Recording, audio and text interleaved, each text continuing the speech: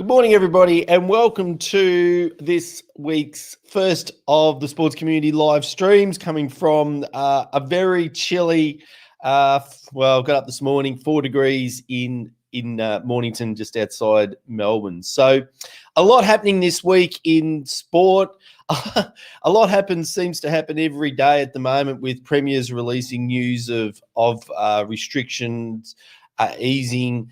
There seems to be, even today on the radio, listening to people talking, they're optimistic about crowds coming back, which I think's possibly a little bit premature to be having those discussions, given we don't even have the sports back yet. But it's great that there's optimism in the air. It's also great. We're just waiting. Oh, well, not just waiting, but we'll call in our special guest for this morning in just a couple of minutes. But before Mel Maizels, the technical director of Mount Martha Junior Soccer Club, joins us. I wanted to let you know that yesterday or the day before, over the weekend anyway, Sport Australia released a toolkit for sports clubs to be using to come back into community as they start to go back into community sports. So let me just show you. I'll bring that up and we'll make that a much bigger. So, sorry, let me just make the screen a lot bigger. So, we're on the Sports Commission. Oh, they're not Sports Commission anymore. The Sport Australia website, and I will put the link to the resources in the into the notes of this session, so that you can all go straight to these resources, which are just brand new, just released from the Australian Sports Commission. So if we just have a look, return to sport. So if you want to get access to these resources before I put the link in, just Google Sports Commission or Sport Australia returning to sport checklists. And what you'll see there is they've got this toolkit, Return to Sport toolkit, and it's for club level, which is fantastic. So the toolkit's kind of taking the framework for returning to sport that we've spoken about previously in the live streams, and it's taking it down to club level and providing a whole lot of resources for community sports clubs. So what's involved in the planning stages, the preparation stages, responding, recovering, checklists, lots of checklists, which is really cool. The safety, the COVID-19 safety coordinator that's going to either mandatory required in some states and territories or voluntarily required. But regardless, what's required for the committee to be continually looking at the responsibilities there. COVID-19 safety plan checklist. So some really cool resources. Attendance registers, which are going to be really important. Hygiene guidance, again, which is really, really going to be basic fundamental information. But in checklist forms, it just really empowers the volunteers to be able to not have to know too much, but just follow the checklist, follow the guidelines, and knowing that that'll take them in a really safe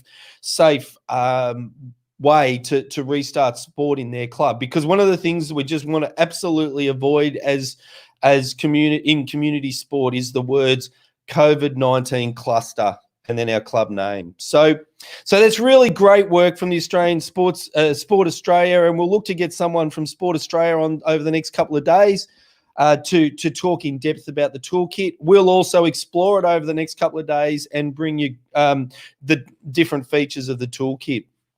But as we're really keen to do this year, as clubs are starting to either start to operate again or start their planning to operate again, what we wanted to do was continually have conversations with clubs that are starting or planning to start. And so today I'm really, really excited to be joined by Mel Maizels from the Mount Martha Soccer Club or Junior Soccer Club. Mel, without any testing, welcome. How you going? Oh, hold on. We better just turn you. Oh, that's better. I'm very I'm actually a bit chilly. You're in our part of the world, so Mount Martha, so it's a bit chilly this morning, wasn't it? It is. It's frosty down here, but I've already been out for a kick this morning, so it was nice to get out. Sun shining, but still nice and frosty. Yes, indeed. Now, Mel, when we first started talking, you're for those that don't know and what your soccer background, you're Australia women's W League player, et cetera, in the elite side of things. And normally that's where we talk about in your journey. But you're also the technical director, and we've got this very official-looking banner here for you. You're also the technical director of the Mount Martha Junior Soccer Club, which is a very large 400-plus member soccer club. And so love to come at it from that angle as to how the soccer club is preparing to come back into training and potentially matches a little bit later on in the year.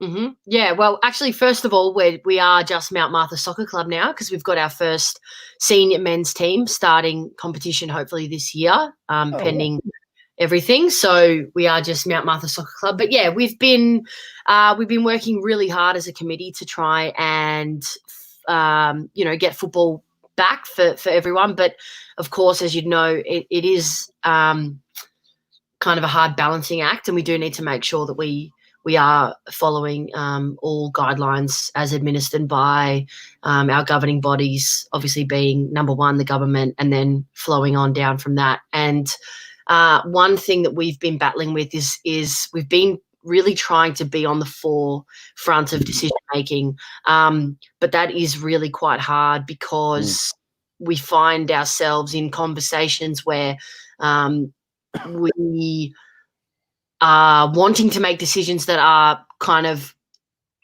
for lack of a better term, above our pay grade and kind of beyond our jurisdiction.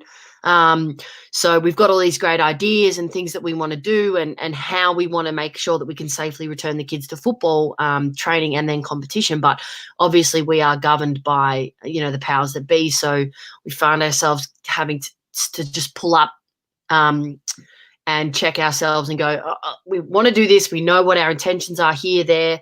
But these decisions ultimately need to be made by the government and also then, flow down from the government and we need to follow the guidelines given by Football Victoria. I think that's a really important point, that now there's this easing, there's a championing at the bit by clubs to just race out there and start to do things and making hay slowly under the guidance of the peak bodies is really important, because we're working with quite a few peak bodies and really seeing the detailed thinking, the detailed analysis, the detailed planning, the detailed liaising between the peak bodies and the chief medical officers. So it's a really important point, that patience is really important here, and going small steps is really important. So, but in your planning then, and once, let's just assume that there's tick off and we're under that current scenario, maybe go to small groups, 10, then 20. I mean, Mount Martha Soccer Club, if we just look at the juniors just for the moment, is a very large group of people that are going to want access to the facilities. How are you thinking of being able to juggle that and do it in a fair way, or how are you looking to scarce resources of fields to large numbers of players and teams? Yeah, well, we did just get access to our new facility as well down at Civic Reserve. So we've got 4 pitches at Civic Reserve, which are fantastic. And we have been working really hard with our council in order to gain access to that.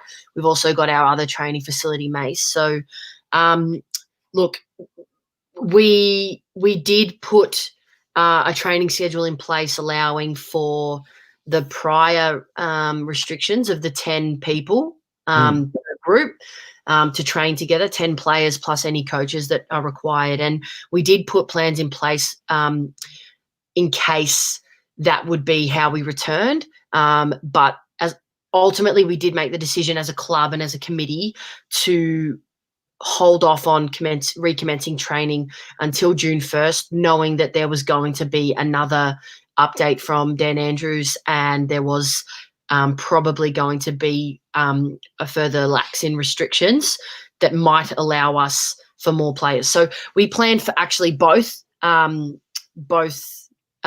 circumstances, 10 or 20 players per group, and then what that looks like in terms of space on our training facilities. And we were ready for both scenarios, but we obviously welcomed the great news on Sunday that we were going to be allowed to train with 20. So that does make things a little bit easier for us and our training groups, obviously, to move forward into recommencing training. You mentioned working with council, and we've almost seen council as the forgotten person in these discussions, but ultimately for most of our facilities in community sport, they will give the final go or no go. So working with councils is a really important part of the getting ready to go back to sport, isn't it? Oh, absolutely. And I can say that we have been incredibly fortunate with our council. I know many clubs I've been speaking to haven't actually been given their grounds back from council yet. Yep. Very hard. I'm obviously heavily involved as well in Southern United NPL Girls Club and VPL Women's Club as well. So we've been working really hard with Casey Council, and we don't quite have access to our new Casey Fields pitches yet, but hoping to have that by June 1.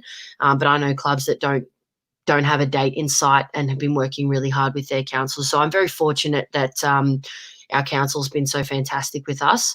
And, that relationship is really important, that the clubs keep really strong bonds and strong relationships with their councils, because we're all trying to, achieve the same outcome. We're all trying to get the kids on the pitch as soon as possible, but we need to obviously work together. And, at the end of the day, the ultimate goal is to not have a second wave of this virus. So, football's football, and football's fantastic, and, we all live for it. But at the end of the day, nothing's more important than people's health and safety and lives. So we need to make sure that we do the right thing, and there can't be any kind of ill will or backlash against any council who's, potentially putting things in place in order to protect the community. So it's a two-way street, and we just need to make sure we respect each other. And as I said, Mount Martha, we've been very lucky with ours, and hopefully we can recommence on June 1. So that was the plan. We did choose to wait. We could have recommenced this week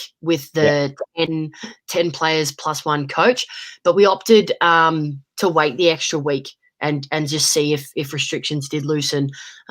We just thought we want to come back. Well, number one, we want to come back and we want to do it right. We don't want to jump the gun. We don't want to be disorganized. We don't want to put anyone at risk. And, we just want to do the right thing, but not only our players, but our community as well.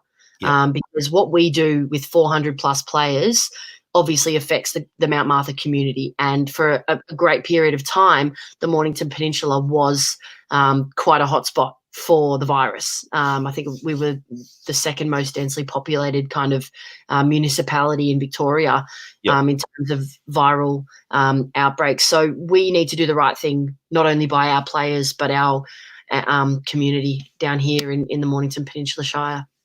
Yeah, Mel, I love the mindset, because I've been listening to Talkback Radio over the last couple of days as restrictions are starting to ease, and the whole focus is getting back to sport. But the focus should be getting back to sport in a way that doesn't create that second wave. I mean, that's the only thing that's changed is that our health system and our tracking systems are able to handle volumes we think are going to come. It doesn't. Everything else hasn't changed per se. So that patience and really having that health as number one is I think a really, really important message from your club. So well done on having the patience to make those decisions, because I'm assuming that what's been the feedback from the members and the parents? Have they wanted to get back quickly? Have they wanted to be conservative? What's been their thinking? We haven't really had many parents reach out and be too keen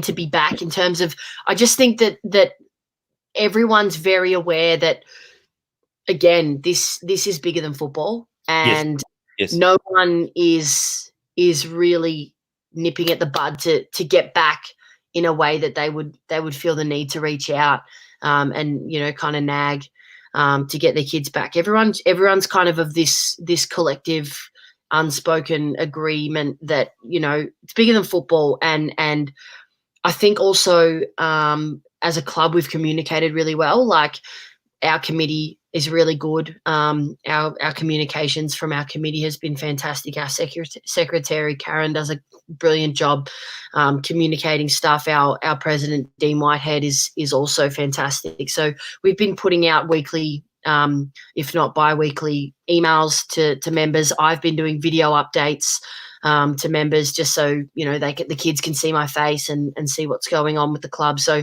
I think the more we've communicated, the less communications we've fed back, because they've just felt, as members, they've been kept up to date sufficiently. They know that we're working hard to get the kids back. There's no real need for them to reach out and kind of ask and find out what's going on specifically. So they trust us. They trust our communication has been prompt and thorough, and they know that when we're ready to return, we'll get the kids back into it. So I think that's really been important, and it's been we've had fantastic feedback from members in terms of the communications that we've been putting out. So that's been good.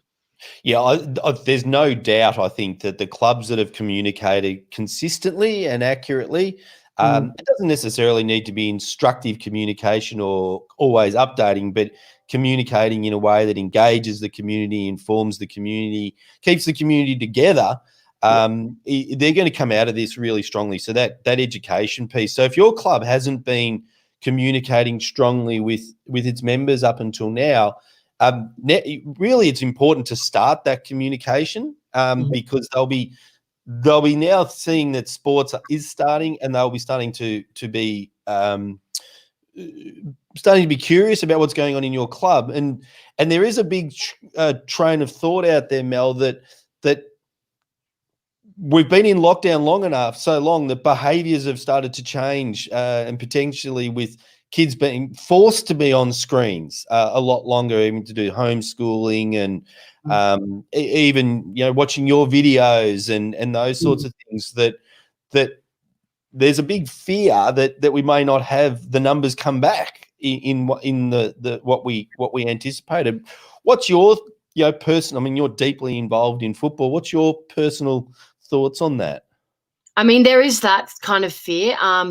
It's not really a fear for us, more so as just we need to prepare just in case there are some parents who decide that for whatever reason their child won't be returning to soccer this season, due to probably COVID, and they're, as a family, taking measures to keep their kids at home and keep risk as low as possible, which is more than respectable and understandable. And just we'll kind of deal with that on a case by case basis. So far, we haven't had many parents reach out and say, my son, daughter will not be returning to football. So, our plan as a club is to make sure that we, again, as we communicate, we don't want to keep things, we want to keep things nice and positive though. So our communication will be based around, this is how we're returning to football. This is how we're getting your child back into training.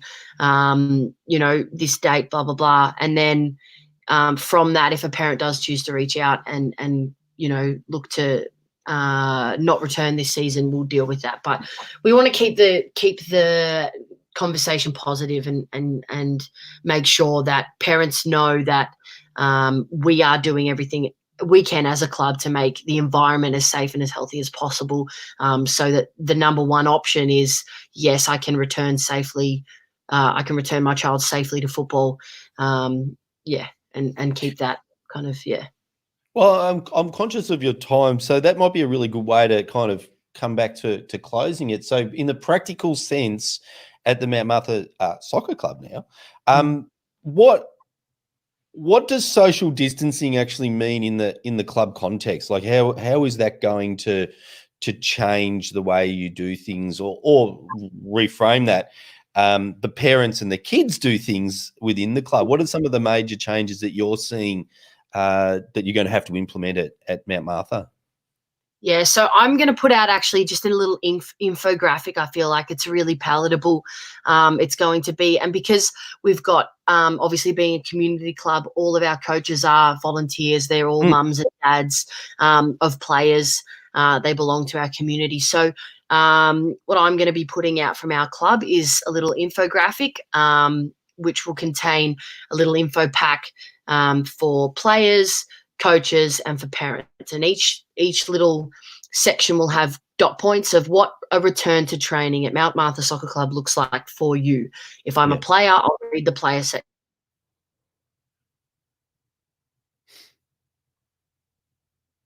Oh, we may have just lost Mel. Let me just try and get her back. Just get my mover and we'll just add her in.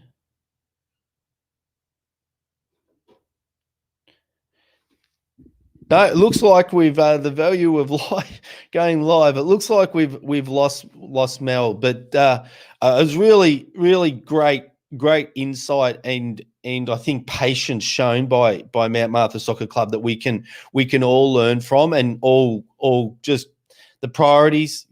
Making sure that we don't contribute to a second wave is really important. We've continually said link in with your council, really important. Don't just assume because you're able to we're allowed to do things with sport. The council is ready for us to be going on to our fields, etc. Communication, really important. But as people are starting to as we're ready for people to come back, it's really important that we communicate what it's going to look like so that they're not, we make sure that their expectations and the reality are the same, because often that's where conflict actually may happen, where people are expecting one thing but experience another, and that's often the source of that conflict. So we eliminate that by getting the comms right at the front end.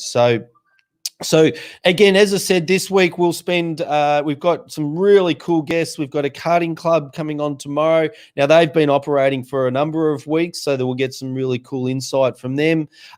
Then on Wednesday, we've got the Australian Sports Foundation who'll come on and talk about a survey that they're doing to get real evidence that from clubs, which then they can use to lobby the federal and state governments to get more funds for community sport.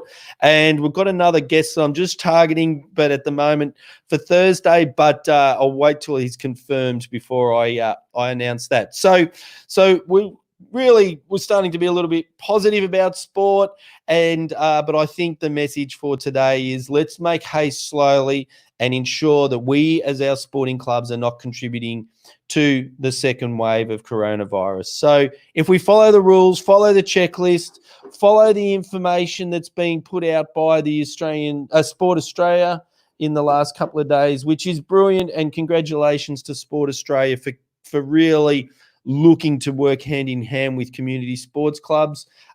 Just Google Sport Australia Return to Sport Toolkit, and you'll find those great resources. So until tomorrow, I'm Steve Pallas, and thank you for being part of our sports community.